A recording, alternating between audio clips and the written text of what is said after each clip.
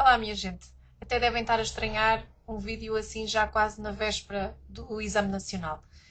Não tenho tido tempo para vos preparar materiais, tenho estado a fazer outras coisas, mas à custa das provas modelo e de algumas questões que me têm sido colocadas sobre o Exame Nacional, resolvi fazer este mini vídeo com alguns exercícios que encontrei na prova modelo 1 da Leia, se não me falha a memória, e que vou aproveitar para referir porque há algumas questões de exame nacional que vão ao encontro desta lógica.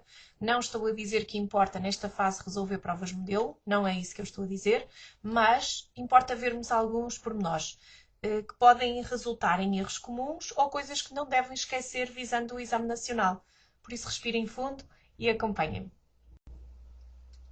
Tenho aqui um problema de mecânica, aliás, mais do que um. Um será com as equações de movimento, o outro com o trabalho das forças.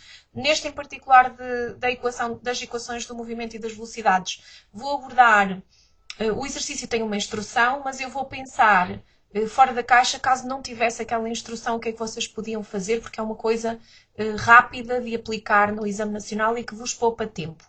Depois vamos ter um exercício com o trabalho das forças conservativas e não conservativas, do ponto de vista teórico, que também importa abordar. Há aqui um problema com eletrões ligantes e não ligantes, geometria molecular, que é rápido, é só para recordar pequenas coisas. Um erro comum relacionado com a energia de ionização. Depois tenho aqui dois problemas que vão tocar na solubilidade. Um é só solubilidade, o outro vai fazer a ponto para o princípio do Chatelier. Depois encontrei também o problema com aspectos de absorção e de emissão, para podermos distinguir, é fácil. E o último problema que vou abordar neste vídeo é sobre a laboratorial da difração. A última de física do 11º ano fica muitas vezes esquecida e penso que só saiu uma vez em exame nacional desde que ela existe.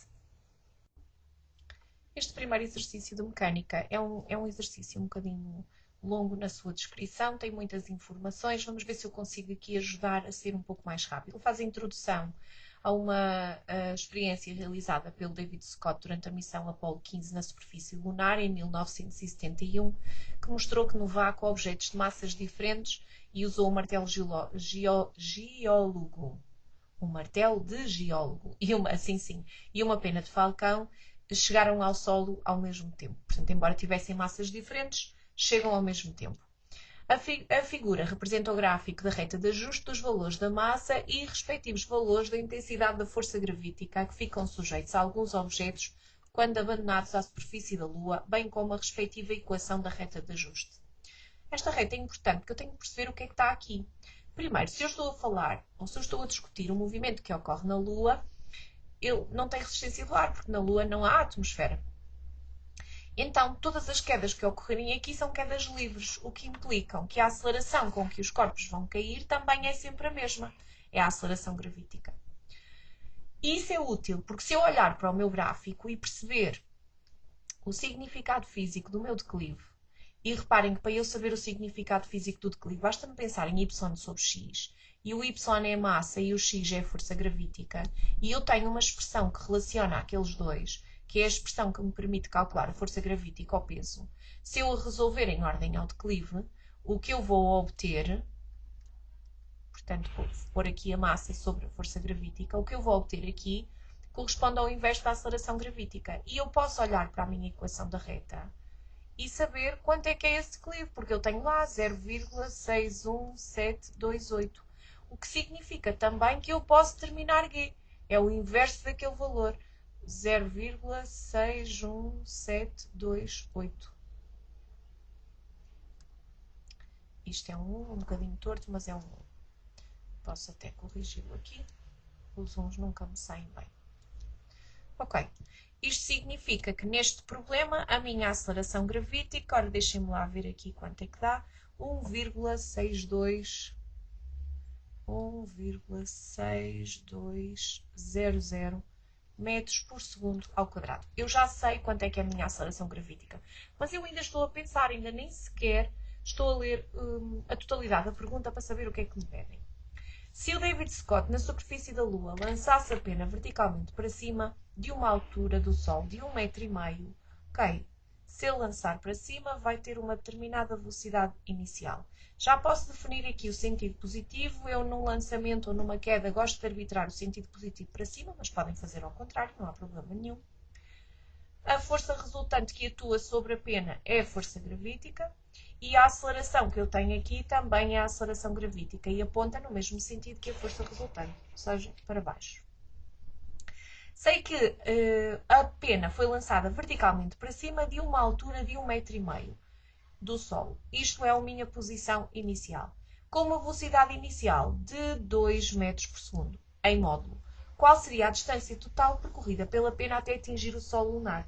Se calhar é importante perceber que se o chão está aqui e a pena vai ser lançada deste ponto, ela vai subir até a altura máxima e depois vai descer caindo até o chão.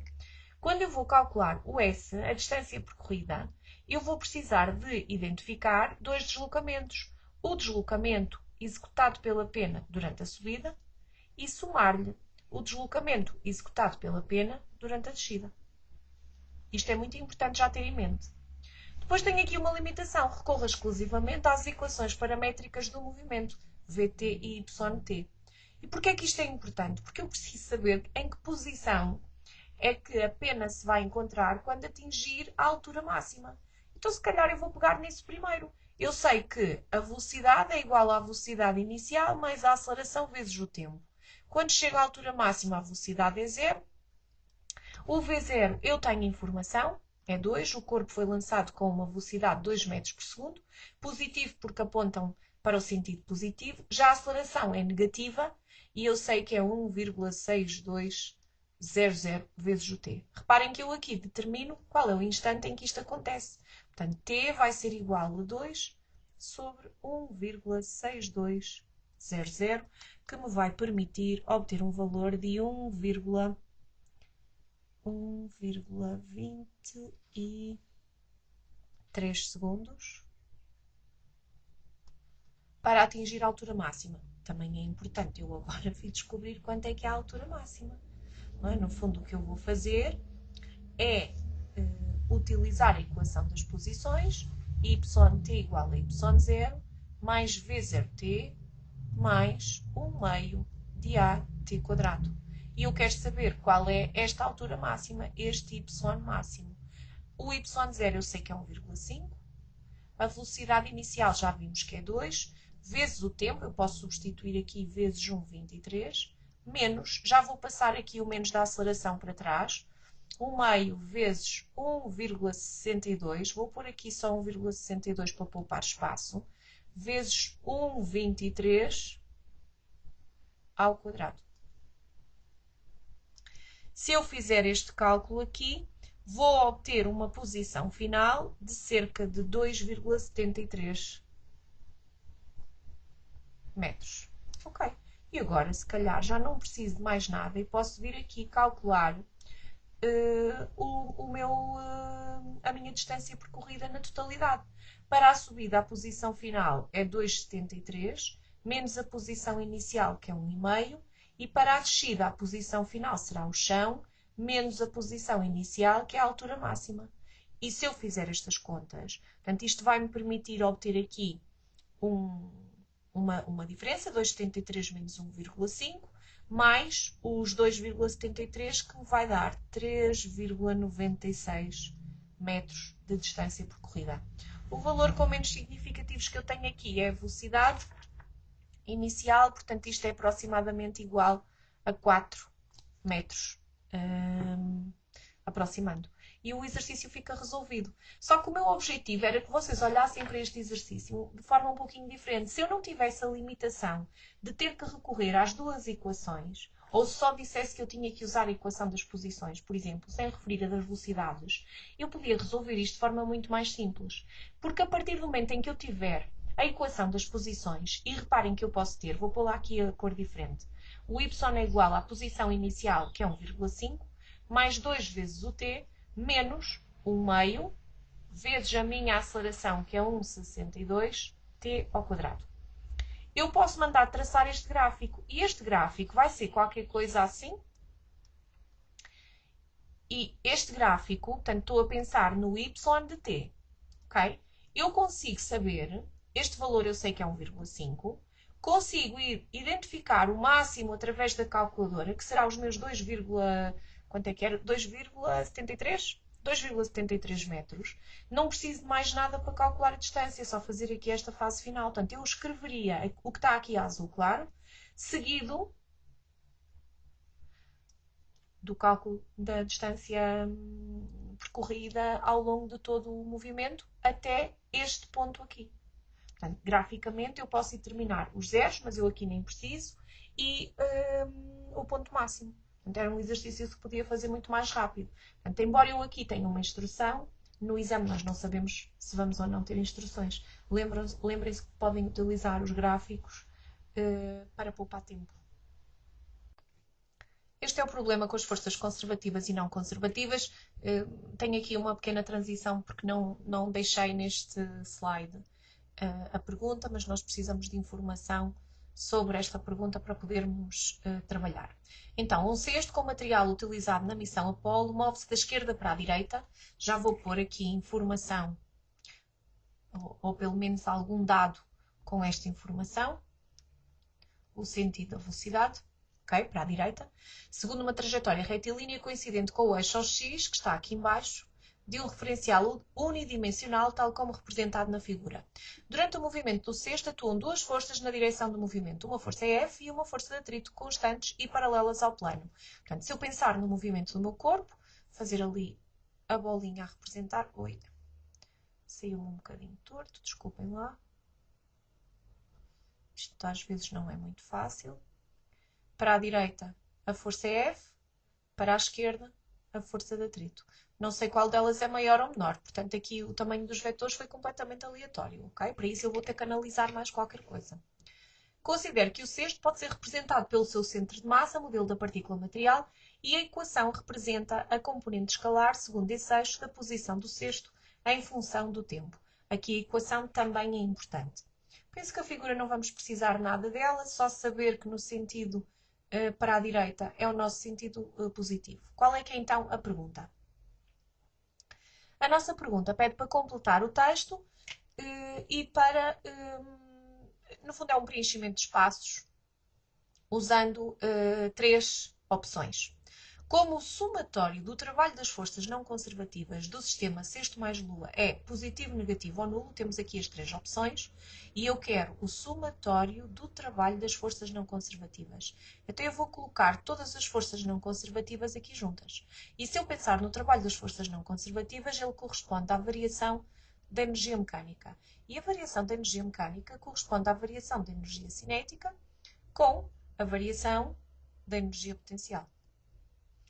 E uma vez que o movimento ocorre horizontalmente, numa trajetória horizontal, eu não tenho variação da altura. Então esta variação da energia potencial é zero. Ou seja, o trabalho das minhas forças não conservativas acontece à custa da variação da energia cinética, que corresponde a 1/2 da massa vezes módulo da velocidade final ao quadrado, menos módulo da velocidade inicial ao quadrado.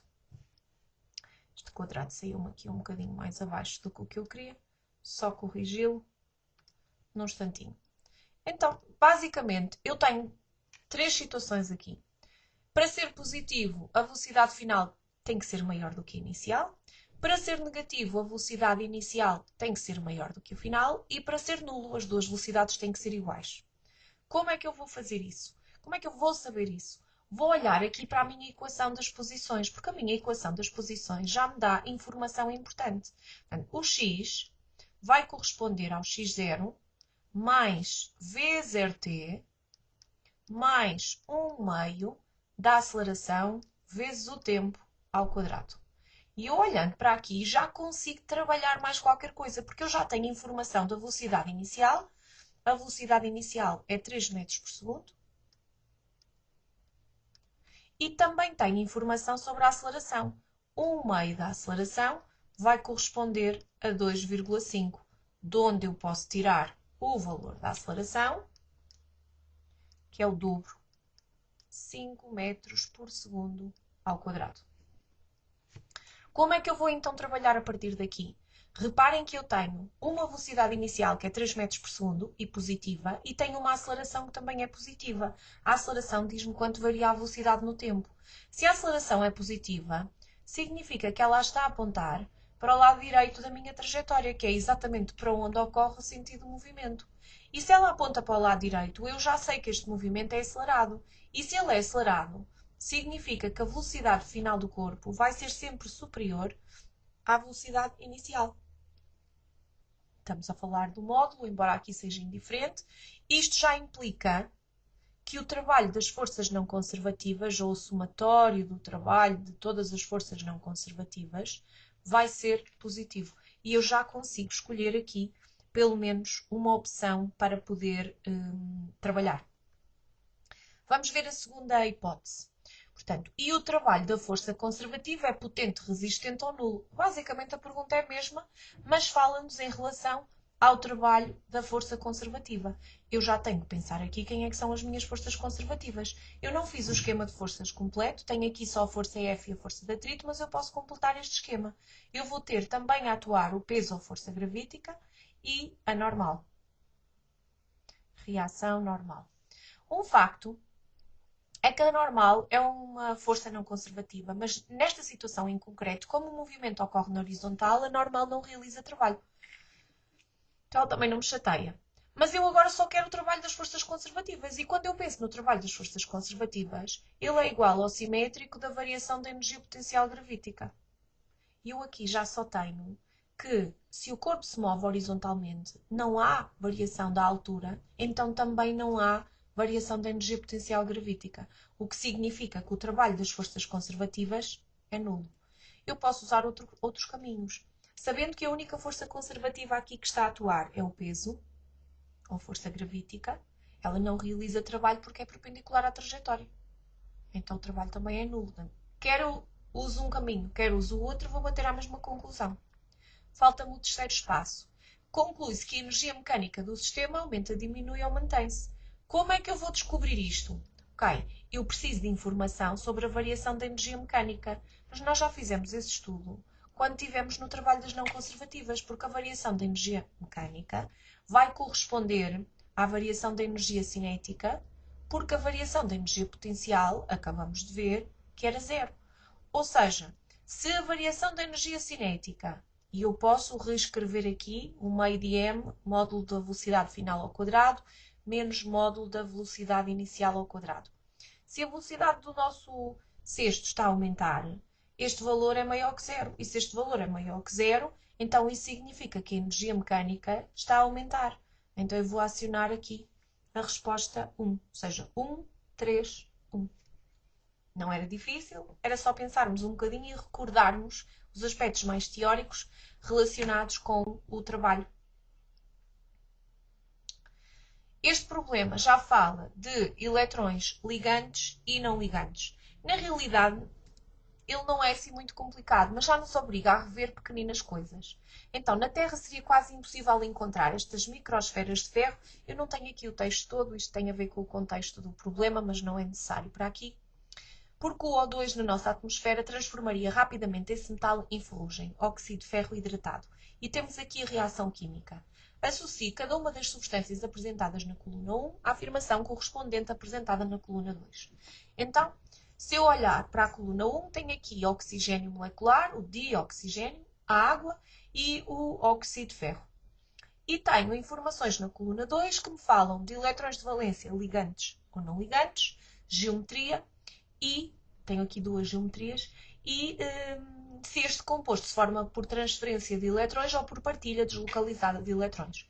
Como é que eu vou saber isto? Tenho que me lembrar como é que são estas moléculas. E se eu pensar no O2, o O2, fazendo a fórmula de estrutura, e cuidado que isto não é notação de Lewis que eu aqui estou a desenhar, se eu quiser representar a notação de Lewis, o que eu vou fazer, eu posso deixar os eletrões ligantes, que são estes que estão aqui entre os átomos de carbono, com traços, mas os não ligantes eu vou ter que colocá-los como pontos ou como cruzes. Não há traços aqui.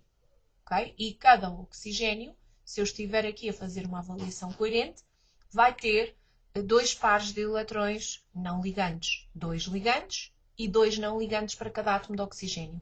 Então, com esta informação, em termos de geometria, esta geometria linear, aqui também não há muito a falar, não tenho sequer essa opção na coluna 2, portanto a geometria aqui não importa.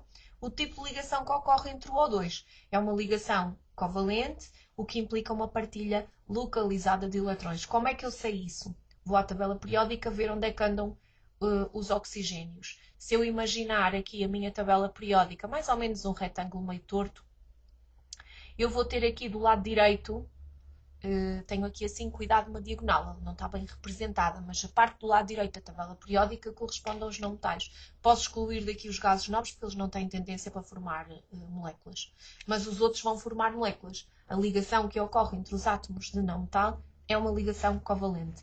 Então também consigo eliminar aqui das opções o covalente. Quando olho para a molécula de O2, verifico que há 4 pares de eletrões não ligantes, o que significa que assinalei ou associei as primeiras duas frases. Se eu pensar na água, a água vai apresentar uma geometria um pouco diferente, porque já tem 3 átomos, ou é triangular plana, desculpem, ou é angular ou é linear, que são as possibilidades para moléculas com 3 átomos. Isto também é uma molécula. O hidrogênio, embora seja colocado muitas vezes, é posicionado aqui assim no grupo 1, ele não pertence ao grupo dos metais alcalinos. Ele foi lá colocado por conveniência, apenas porque tem número atómico 1, porque na realidade ele é um não metal. Então, quer o oxigênio, quer os hidrogénios são não metais. Então, estas ligações que estão aqui são covalentes. E são covalentes, ocorrem com partilha localizada de eletrões. Então, se calhar, a forma mais lógica de trabalhar a água aqui é pensar na geometria, que é angular, porque forma um ângulo, e é plana, porque ela é representada a 2 dimensões. Então, vou assinalar aqui o ponto 4 para a água. Já no que respeita ao Fe2O3, o ferro é um elemento metálico, embora o oxigênio seja não metálico. Quando eu tenho um composto formado por partículas de metal e por partículas não metal, o tipo de ligação que ocorre aqui é uma ligação iónica. Eu vou ter presentes íons, positivos e negativos. Ou seja, os metais vão doar eletrões aos não metais. Então, o que acontece aqui é que eu vou ter uma ligação formada por transferência de eletrões entre os átomos. Vou assinalar a opção 3.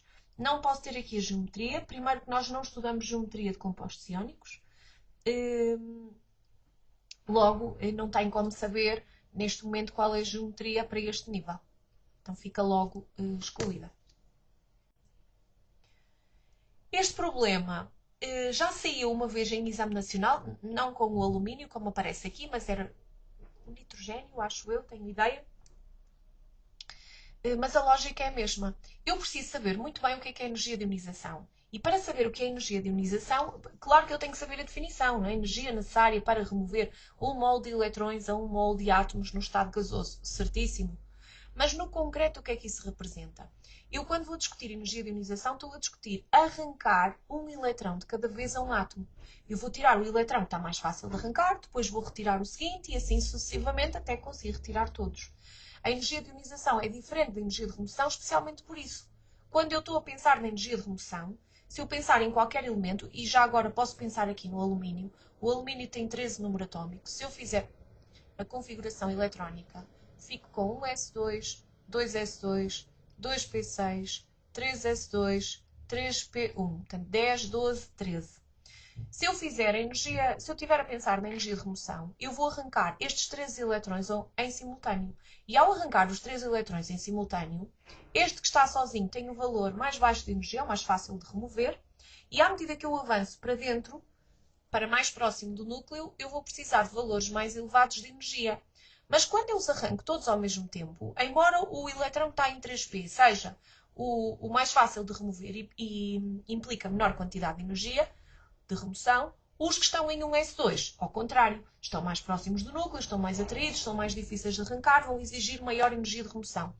Mas todos os que estão no mesmo subnível têm a mesma energia ou precisam da mesma energia para serem arrancados. Então, no fundo, quando eu olho para o alumínio, 1, 2, 3, 4, 1, 2, 3, 4, tenho 5 subníveis. E se tenho 5 subníveis, isso implica que eu tenho 5 energias de remoção. Quando eu vou pensar na energia de ionização, se eu vou arrancar um elétron de cada vez, eu tenho 13 possibilidades de energia de ionização, porque eu posso arrancar os 13 eletrões ao alumínio. Mas qual é que é a minha pergunta aqui? Não é sobre isto. Eu estou já a fazer um acrescento às coisas que vocês não podem esquecer. A energia de ionização do alumínio, isolado e em fase gasosa, é a energia mínima necessária para que, a partir de uma mol de átomos no estado fundamental, se forme uma mol de íons. Ok? Que tipo de íons é que se vai formar quando eu vou arrancar um eletrão? Forma-se um íon que tem carga mais 1. Portanto, ou tenho aqui a opção A, ou tenho a opção D. Ninguém me está a perguntar qual é que é o íon mais comum. Claro que eu posso precisar saber essa informação, só não é para esta pergunta. Se eu precisar de dominar quem é que é o íon mais comum, o que é que eu tenho que ir fazer? Tenho que olhar para a configuração eletrónica de valência, vou assinalá-la aqui a vermelho, a configuração que respeita ao nível mais elevado, que é o nível 3, e vou perceber assim, para este elemento ser estável, ele tem que ter a última camada completa. Então, ou ganha 5 eletrões, para ficar com esta 3p completa, com mais 5 eletrões fica com 6, ou então vai perder os 13 eletrões que tem no último nível, este da 3p e os 2 da 3s, e fica com o último nível 2p6.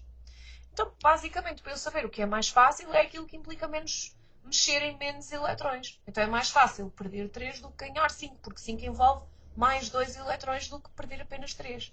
Isso significa que se ele tem tendência para perder 3 eletrões, então eu também sei que o íon mais comum para o alumínio formar é o alumínio 3+.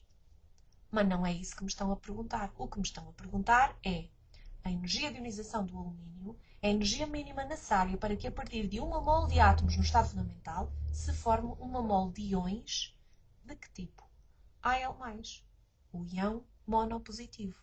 E agora eu tenho que saber o resto, tendo cada íon 2 eletrões desemparelhados ou não tendo absolutamente nenhum. Vou voltar aqui para o meu nível de valência e vamos repensar um bocadinho. Eu tenho a configuração para o átomo. Se eu tiver o íon formado aqui perdeu um eletrão. Então vai ter 2 eletrões na orbital 3s. Ui, parece que isto ficou muito pequenino. Vou só pôr um pouco maior. Isto é a orbital 3s, desculpem. E vou desenhar aqui a 3p. A 3s tem 2 eletrões que vai manter. Os eletrões são as setinhas que eu estou aqui a representar. A 3p, o átomo tinha um eletrão. Mas se ele perdeu um, perdeu, obviamente, o mais fácil de arrancar. Perdeu este. Então as orbitais do tipo 3p estão vazias. E se estão vazias, o Al+, não tem eletrões que estejam desemparelhados. Estão todos emparelhados. Ok, vamos lá então ao exercício de solubilidade. Eu não gostei particularmente desta escolha múltipla, porque induz um bocadinho em erro, mas também é bom pensarmos um bocadinho sobre isto, porque também têm aparecido coisas semelhantes no Exame Nacional. Então aqui fala na missão Artemis 2, diz que a prioridade máxima é garantir a qualidade do ar no interior da cápsula e que o sistema de revitalização opera conforme as seguintes etapas.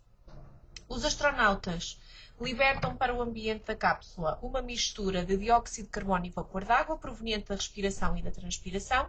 Estes gases entram através do sistema de ventilação num tubo que contém hidróxido de lítio sólido que reage com o dióxido de carbono para formar o carbonato de dilítio e água. Temos aqui a reação química. O ar agora livre de CO2 com níveis controlados de oxigênio, de O2, é devolvido à cápsula para ser respirado novamente pelos astronautas. Temos aqui um diagrama a explicar. A umidade excedente, tanto a metabólica quanto a gerada pela reação química, é recolhida por um sistema de condensação e direcionada para um reservatório. Esse reservatório contém o carbonato de lítio produzido na reação dissolvido em água. Então, o que é que tem aqui? No reservatório de condensação, para uma dada temperatura, se a concentração do carbonato de lítio for superior ou inferior à solubilidade do mesmo sal a essa temperatura, ambas expressas em mol por decímetro cúbico, decorrido algum tempo, a solução fica saturada, sobressaturada ou insaturada, com a quantidade máxima de precipitado de carbonato de lítio depositado no fim. Como é que eu vou pensar nisto? Primeiro, eu posso pensar isto em forma de teste. Vou tentar perceber o que é que está aqui. Se eu tiver uma concentração superior, vou começar aqui pelas opções A e B, à solubilidade, logo neste momento eu tenho uma solução sobresaturada. E o que acaba a acontecer é que o excedente do meu sal vai acabar a precipitar. Mas a solução não continua sobresaturada. Ao fim de algum tempo ela vai ficar apenas saturada, porque o que estava em excesso, o que a concentração tem a mais dissolvido, vai ter que precipitar na forma de um sal sólido. E então, se eu tiver aqui maior, se eu tiver uma concentração maior que a solubilidade do mesmo sal a essa temperatura, decorrido algum tempo a solução vai ficar saturada com a quantidade máxima de precipitado depositado no fundo. E esta opção existe. É a opção A. Diz superior e saturada. O sobresaturada, porquê é que não pode ser? Se a concentração for superior, eu tenho uma solução sobresaturada, mas isto é momentâneo. Isto não é uma coisa que vá permanecer assim. Porque se eu ultrapassei o limite que é possível dissolver, aquela solução não está estável. Ela tem que precipitar, porque tem mais do que aquilo que é possível estar dissolvido. Então, automaticamente, eu vou passar a ter uma solução saturada. E aqui diz, decorrido algum tempo. Portanto, ao fim de algum tempo, eu já estou nesta situação. Já tenho precipitação e já tenho a solução saturada. Se eu pensar na outra circunstância, portanto, se a minha concentração for inferior, a solução tem que ser insaturada e essa parte é viável, mas eu não vou ter precipitado. E por isso é que eu vou eliminar C. Se a concentração for inferior, nunca vou obter uma solução saturada. Portanto, na realidade, o C e o D seriam as duas opções que eu teria que eliminar no imediato. Vamos ver mais um de solubilidade. Esta pergunta tem continuidade para um exercício de cálculo. Portanto, tem a mesma lógica. Num dado período, no tubo do sistema de revitalização do ar reagiram 0,02 mol de LiOH a 25 graus Celsius. Se calhar dá-me jeito aqui pensar na reação química. Eu vou só transcrevê-la para aqui e vou tentar aproveitar o espaço, porque eu vou precisar aqui do máximo de espaço possível. LiOH, isto tem aqui um coeficiente estequiométrico, 2, sólido, mais CO2, e o CO2 é gasoso, seta única, vou ter o meu sal, Li2, CO3 sólido, mais água. A equação já estava no enunciado, ok? Então, se reagiram 0,02 mol de LiOH, posso pôr aqui 0,02 mol, o N, do hidróxido de lítio. A 25 graus Celsius, posso pensar, tenho aqui essa informação, mas todas as informações que me dão são a essa temperatura. No reservatório de condensação, com 100 ml de solução, verificou-se que ocorreu formação de 0,305 gramas de precipitado, que é o meu sal. Massa 0,305 gramas. E tenho também a massa molar deste sal. 73,89 gramas por mol. Ok. Despreza a quantidade de carbonato lítico que se encontrava dissolvido inicialmente e a variação do volume da solução. Então vamos manter aqui o volume da solução nos 100 ml. 100 ml ou centímetros cúbicos. Determina o produto de solubilidade do carbonato de lítio à temperatura de 25 graus Celsius. Eu, se calhar, a primeira coisa a pensar aqui é a reação que me vai conduzir ao produto de solubilidade. Eu tenho o meu sal sólido, dupla meia seta, porque eu preciso de uma constante de equilíbrio. Vou ter como iões Li+, Li2+, peço desculpa. Não é nada Li2+, isto não estava a soar bem. O lítio está no primeiro grupo. É Li+, eu estava a escrever bem. E o ião CO3, 2-. Não tenho aqui espaço para escrever o aqui, vou pôr aqui por baixo. Mas eu preciso acertar. Eu vou precisar de 2 lítios. Tenho só o íon carbonato, mas tenho 2 íons lítio+. O que significa que para eu calcular o produto de solubilidade, eu preciso da minha linha de equilíbrio, 2S para o lítio e S para o CO2 Ou seja, o meu KS, o meu produto de solubilidade, diz respeito à concentração do Li+, em equilíbrio ao quadrado, vezes a concentração do íon carbonato CO2- em equilíbrio. Se quiserem, o primeiro será 2S ao quadrado, vezes o segundo, que é S, que me vai dar 4S ao cubo. Então, basicamente, se eu descobrir a solubilidade, eu resolvo o meu problema. Como é que eu vou descobrir a minha solubilidade? Agora, aqui é que entra o pormenor. Eu usei 0,02 mol de LiOH. Eu não sei, teoricamente, quanto é que se formou de Li2CO3, mas se calhar eu começaria por aí. Então, de acordo com a estequiometria da minha reação, eu vou dizer que o LiOH está para o Li2CO3 na proporção de 2 para 1, o que significa que o L do LiOH é o dobro do N do Li2CO3. E o meu objetivo aqui é saber quanto é que se forma do sal. Então vou ter 0,02 sobre 2 de Li2CO3. Ou L de Li2CO3 vai ser igual a 0,01. Isto saiu-me aqui um bocadinho mal, só tentar de novo, 0,01 mol. Ok. Então, e agora o que é que eu vou fazer? Agora posso ir, por exemplo, determinar a massa que corresponde a este valor. E eu vou precisar ainda de usar depois estes 0,305 gramas de precipitado. Porque uma coisa é o que eu vou obter aqui na estequiometria. E eu tenho que entender que nem todo o meu sal vai estar dissolvido, porque parte precipitou. Então, eu vou buscar aqui esta massa. Vou usar a massa molar, M sobre N, e vou buscar o 0,01 vezes os 73,89 para identificar a massa do meu sal, do Li2CO3. Deixem-me só ver quanto é que isto dá. Isto dá 0,7389 gramas. Ok. Então, basicamente, eu devia ter no total esta massa de lítio, mas nem todo está dissolvido. E o que é a solubilidade? É quanto é que está dissolvido. Então, eu preciso descobrir essa massa dissolvida.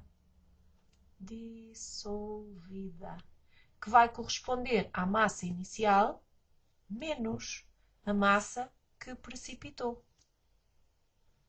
E esta eu tenho, porque eles dizem-me que os 0,305 gramas são de precipitado. Então eu só tenho que fazer os 0,7389 menos os 0,305. Espero não estar-me a enganar aqui nos números. Que me vai permitir obter 0,4339 gramas. Okay. E agora, o que é que eu vou fazer com esta informação? O meu objetivo é descobrir a solubilidade. E a solubilidade é uma concentração. Então, eu preciso fazer N sobre V. Eu preciso do N. Como é que eu vou chegar ao N? Vou novamente à massa molar. M sobre N. O meu N vai ser os 0,4339, novamente a dividir pelos 73,89. Eu também podia ter passado os 0,305 gramas para N e fazer esta conta de subtração já com a quantidade. Epá, não me ocorreu. Não me ocorreu mesmo. Quando eu vou aqui buscar a quantidade, vou obter 5,87 vezes 10 elevado a menos 3 mol. E agora sim eu vou aqui para a concentração, porque a concentração corresponde àquele valor sobre o volume da solução, que é 100 ml. Convém aqui estar em decímetros cúbicos. 0,100 ou 100 vezes 10 elevado a menos 3, que me vai permitir obter uma concentração de 5,87 vezes 10 elevado a menos 2 mol por decímetro cúbico. Deixa-me só fazer aqui assim um veiozinho a separar. E agora sim, posso dar continuidade ao cálculo do meu produto de solubilidade, porque esta concentração está a usar a massa do meu sal, que efetivamente está dissolvido. Então eu só tenho que fazer aqui a substituição do S. 4 vezes os 5,87 vezes 10 elevado a menos 2, mas está ao cubo. E se eu fizer estas contas, isto vai-me dar 8,10 vezes 10 elevado a menos 4. O produto de solubilidade é uma constante de equilíbrio, não tem unidades. Obviamente, este é o valor à temperatura de 25 graus Celsius, que foi a temperatura à qual estivemos a trabalhar. Fez sentido? É um exercício meio complexo, um bocadinho manhoso. O 5.2 vai no decorrer da mesma lógica, ou seja, ainda tem a ver com solubilidade, mas já não é só solubilidade. Este exercício é principalmente princípio do Chatelier. E eu queria abordá-lo porque ele permite-me já ver aqui pequenas nuances com quer a estequiometria, quer o equilíbrio. Então o que é que eu tenho aqui? O gráfico da figura 12 representa a concentração dos íons lítio mais e CO2- na solução saturada. Isto é importante. Correspondente ao equilíbrio de solubilidade do meu sal. Em T1 ocorreu uma diminuição da temperatura do sistema. Eu preciso saber isto. Em T1 a temperatura diminuiu. Se numa missão de longa duração, no reservatório de condensação, a massa de precipitado do carbonato de lítio for maior do que o recomendado, os astronautas poderão utilizar o termostato que regula a temperatura interior do reservatório para diminuir a quantidade de precipitado depositado.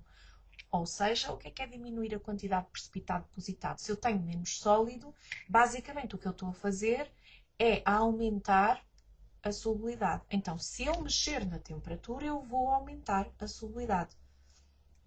Como devem os astronautas regular a temperatura para diminuir a quantidade de precipitado depositado? Como é que eu faço então para aumentar a solubilidade? Eu vou precisar, antes de eu ler o que é que eu preciso ali na resposta, eu vou precisar de quem é que é o meu equilíbrio. Então eu vou voltar a escrever aqui o equilíbrio do sal.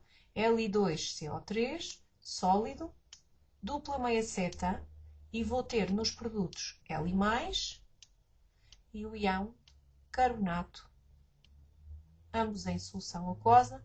Não esquecer que é preciso acertar ali o lítio. Okay, então, se eu quero diminuir a quantidade de precipitado, quero ter ou quero estar a favorecer a reação no sentido direto, para aumentar a solubilidade. Na resposta, eu tenho que identificar quem são as espécies químicas que correspondem às letras X e Y deste gráfico. O vermelho é o X e o verde o Y, e classificar o processo de dissolução do ponto de vista energético. Então, se calhar, a primeira coisa que eu abordaria era identificar o X e o Y. Como é que eu vou ver isso?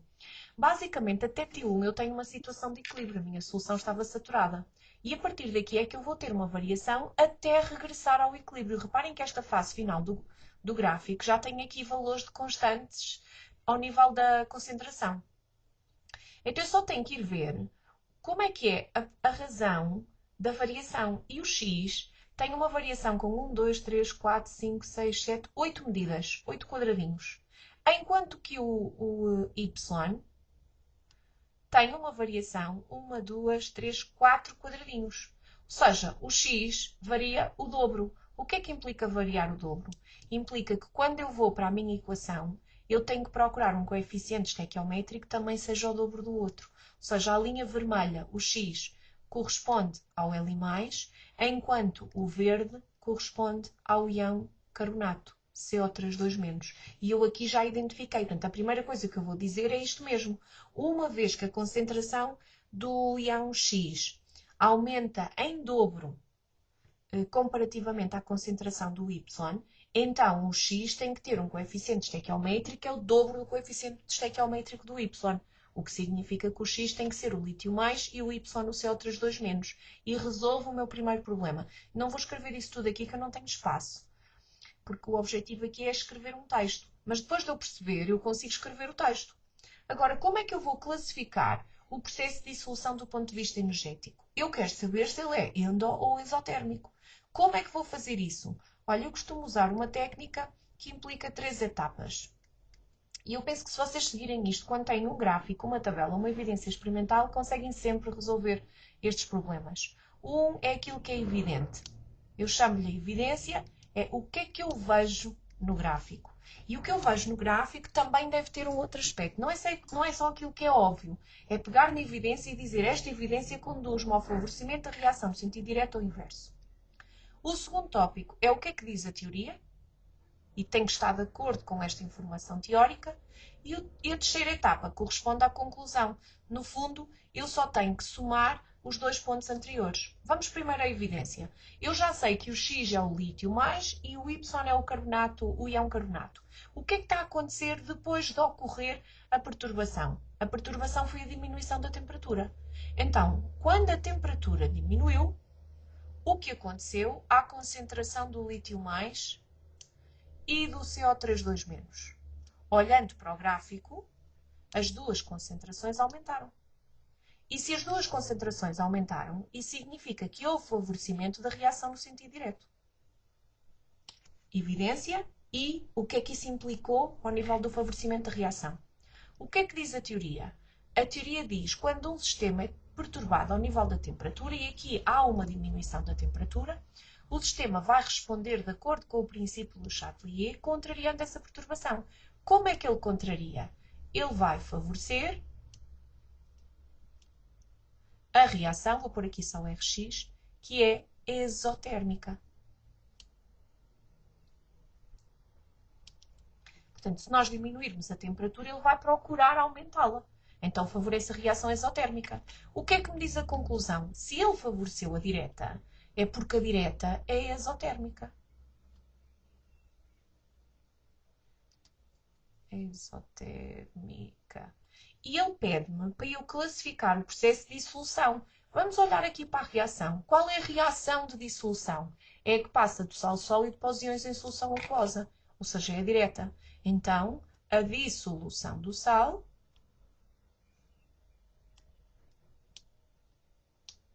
é exotérmica.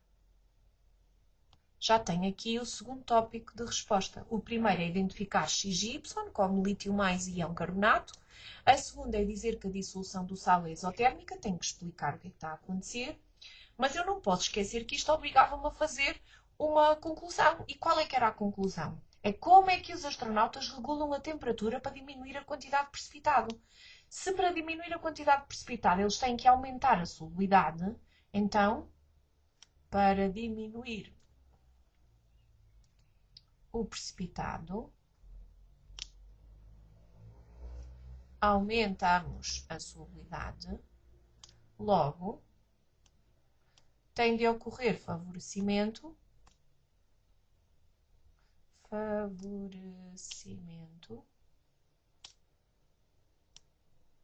da reação no sentido direto. Da reação, vou pôr só aqui direta que é mais rápido. Ponto, está feito. Este exercício é um exercício um pouco estranho, sem que seja muito difícil, sobre o raio atómico, mas obriga-nos a recordar o que é que acontece na tabela periódica. Então, o que é que aqui diz? Temos um gráfico, este gráfico representa o raio atómico de cada elemento químico que constitui a substância Li2CO3. Então, convém, se calhar, nesta fase, procurar na tabela periódica onde é que andam estes elementos. Vamos encontrar o lítio, o carbono e o oxigênio no mesmo período da tabela periódica. Eles não estão seguidos, mas também não precisam. Nós só precisamos saber que eles estão no mesmo período. E a cada letra X, Y, Z do gráfico corresponde a um destes elementos químicos. Eles querem que a gente complete os passos. No estado fundamental, o elemento químico representado pela letra Y apresenta mais uma orbital semi-preenchida, menos 2 orbitais de valência, menos uma energia de remoção, comparativamente com X ou Z, consoante a situação que eu estiver a discutir. Então, se calhar, a primeira coisa que eu faria era identificar estes 3 elementos como lítio, carbono e oxigênio. E isto é fácil de fazer. Porquê? Porque ao longo do mesmo período, da esquerda para a direita na tabela periódica, aumenta a carga nuclear. E se a carga nuclear aumenta, também aumenta o poder atrativo do núcleo. Poder atrativo do núcleo. E se o núcleo fica mais atraído, se o núcleo fica com maior capacidade para atrair os eletrões, então a nuvem eletrónica também fica mais comprimida e vai ficar mais próxima do núcleo, o que implica uma diminuição do raio atómico.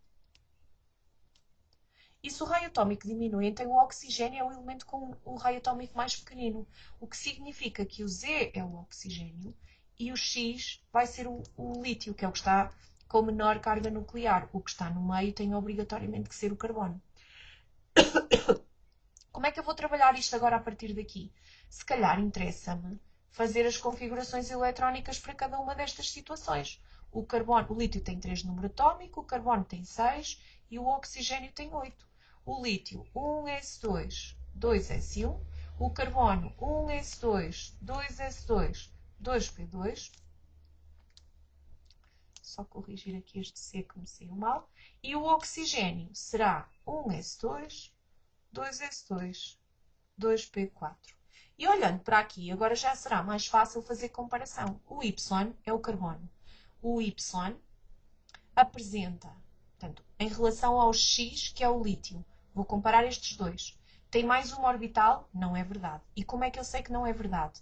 Reparem, o lítio tem uma orbital 1s e tem uma orbital 2s. Mas o carbono, além das mesmas que o lítio tem 3 orbitais do tipo P. Não importa que elas estejam vazias ou parcialmente vazias. Eu só tendo 2 eletrões significa que 2 orbitais vão estar semi-preenchidas e uma vazia. Mas mesmo assim o carbono tem mais 3 orbitais do que o lítio. Então eu não posso assinalar este. Ele não tem só mais uma orbital do que o lítio. Tem mais de 3. Vamos ver a de baixo. Tem mais uma orbital semi-preenchida do que o X. Se eu olhar para aqui, o lítio vai ter a primeira orbital, um S completa, que tem 2 eletrões. Mas a 2S só tem um eletrão. Se eu pensar aqui na do carbono, a 1S vai estar completa, a 2S também vai estar completa.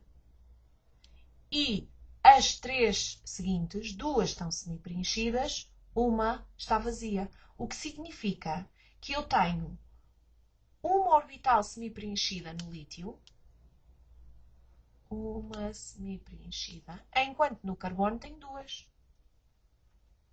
Então, de facto, eu tenho mais uma orbital semi-preenchida no carbono do que tenho no lítio. A B é verdadeira. Vamos eliminar os outros dois.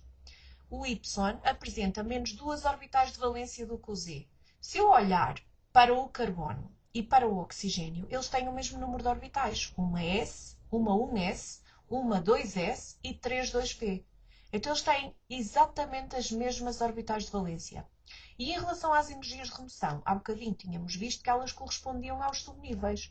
Os dois elementos têm 3 subníveis com eletrões, então têm ambos 3 energias de remoção. Então nenhum tem menos do que o outro. Vamos ver mais um? Vamos ver este com os espectros de absorção e de emissão. Às vezes, olhando para um problema, não é logo óbvio que eu sei qual é que é o tipo de espectro que está ali, mas eu posso me obrigar a pensar um bocadinho e vale a pena perder algum tempo a tentar decifrar o que é que me é apresentado. Durante a aproximação de Orion ao Sol lunar, os instrumentos remotos analisam a superfície em busca de depósitos de recursos vitais. O objetivo central é confirmar a presença de gelo de água nas crateras de sombra permanente, onde os sensores especializados procuram a impressão digital do hidrogênio. A figura 14 representa parte do espectro do átomo de hidrogênio, onde as riscas alfa, beta, gama, e delta correspondem a riscas coloridas na região do visível. Ok, se isto é na região do visível, significa que à partida, se for um espectro de emissão, serão riscas coloridas, se for um espectro de absorção, terão um fundo colorido. Qual dos seguintes espectros pode representar estas 4 riscas no espectro de absorção? A primeira coisa que eu tenho que perceber é que no espectro de absorção as riscas são negras. E se são negras, eu já consigo eliminar o espectro D e o espectro B, porque eu tenho riscas coloridas. Estes dois espectros são de emissão e eu quero o espectro de absorção, ou é A ou é C. E agora o que é que eu tenho que ver? Tenho que ver que aqui à direita, por baixo do meu espectro, eu tenho uma setinha a identificar a frequência crescente. Ou seja, para a direita eu tenho as riscas de maior frequência. E se elas têm maior frequência, as que estão à direita também têm maior energia e já agora têm menor comprimento de onda. Para aqui não me interessa muito, mas pode me interessar para algo que depois saia no exame nacional. Então, a risca delta, se é aquela que tem das 4 apresentadas maior energia, ele também tem que estar associado à radiação visível que eu vou ver nos espectros de absorção de maior energia. Ou seja, a risca delta tem obrigatoriamente que estar no violeta, porque se estivesse no vermelho, esta seria a de menor energia. Este menor saiu-me aqui mal. Menor energia. Ok? Então eu já tenho a minha opção. A minha opção é a opção C. Este exercício escolhi porque é uma boa forma de recordar a atividade laboratorial de difração, que é a última de Física 11º ano que nós costumamos fazer. Tenho aqui um texto grande sobre difração. Este primeiro parágrafo não tem assim propriamente nada de extraordinário, por isso vou passá-lo um bocadinho à frente, porque o objetivo é estudar a difração da luz. Os alunos usaram um laser 1, o laser está posicionado aqui do lado direito na imagem, o alvo do lado esquerdo e tenho a minha rede de difração aqui entre os dois. Esse laser tinha indicação do fabricante de 589 nanómetros, portanto sei aqui o valor verdadeiro do comprimento de onda e uma rede de difração com 6.000 ranhuras em 20 mm de largura. Para que é que isto serve? Isto serve para nós podermos identificar o valor de D. Normalmente temos o número de linhas por milímetro, aqui temos 6.000 linhas ou 6.000 ranhuras em 20 milímetros, mas a lógica do cálculo do D é o mesmo. Portanto, em vez de 1 milímetro vou ter 20, vou já converter isto para metros, vezes 10 menos 3, sobre as 6.000 ranhuras. Isto vai-me dar 3,33 vezes 10 elevado a menos 6 metros. Já tenho aqui o valor do meu D. A rede foi colocada a 30 cm do alvo. Tenho aqui esse valor, vou-lhe chamar L, mas podem chamar outra coisa qualquer. Isto é só para facilitar quando eu for fazer a expressão. 30 cm do alvo, onde se observou um padrão de difração. A imagem não está à escala, o padrão de difração está aqui. Os alunos mediram a distância entre o máximo de segunda ordem. Tenho aqui informação sobre o N. Se é o máximo de segunda ordem é 2, se fosse o de primeira seria 1, e o máximo central. E os resultados obtidos dos 3 ensaios foram registados na tabela 2. Basicamente é como se este fosse o máximo central e estão a medir a distância até este segundo pontinho. Então, se calhar, tendo em conta que tenho aqui 3 medidas, deve ser útil determinar o valor mais provável ou a média. Se fizer isso, vou somar estes 3 valores, dividir por 3 e convém aqui apresentar o meu valor arredondado de acordo com os significativos. Portanto, 10,63. Atenção às unidades, que eu não alterei ainda, está em centímetros. Para que é que estas duas informações servem? O L e este que eu chamei aqui de X. No fundo, isto serve para eu determinar quanto é que é este ângulo, porque o ângulo é como se eu tivesse aqui uma segunda linha e eu preciso deste ângulo aqui. Ele saiu-me aqui um bocadinho torto. Só tentar de novo este ângulo aqui. E então, se eu fizer a tangente do ângulo, a tangente daquele ângulo θ vai corresponder ao cateto oposto, e o cateto oposto é o que me deu de x, o 10,63, sobre o cateto adjacente, que é o L, que é 30. E agora vocês estão aí a pensar, mas ela está a usar tudo em centímetros. Tudo bem, tenho centímetro em cima e em baixo.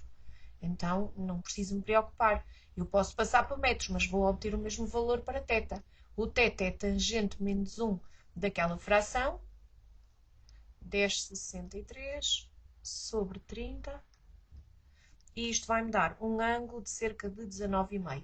Se tiverem dúvidas, podem fazer experiências, passar para outras unidades e verificar que, independentemente de tudo, vão obter sempre 19,5. Tem é que garantir que o numerador e o denominador têm a mesma unidade. Não posso dar um em centímetros e o outro em metro. Aí já foi tudo embora. Qual é que é o nosso objetivo? Calculo o desvio percentual associado à determinação experimental do comprimento de onda do laser 1.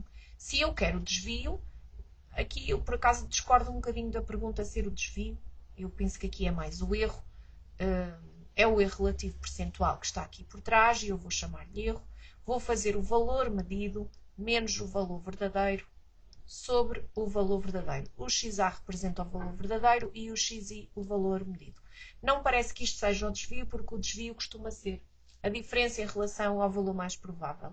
E nós não estamos aqui a fazer essa diferença. Nós vamos verificar qual é a diferença para a indicação do fabricante, que será o nosso valor verdadeiro. Para eu chegar àquele valor, eu vou ter que aplicar a expressão n lambda igual a d seno do ângulo θ. O n já vimos que é 2, o comprimento de onda é o que eu quero saber. Claro que vocês podem me dizer, então, mas não era 589 nanómetros? É, e estes 589 nanómetros eu vou ter que passar para metros, portanto, vezes 10 elevado a menos 9 metros.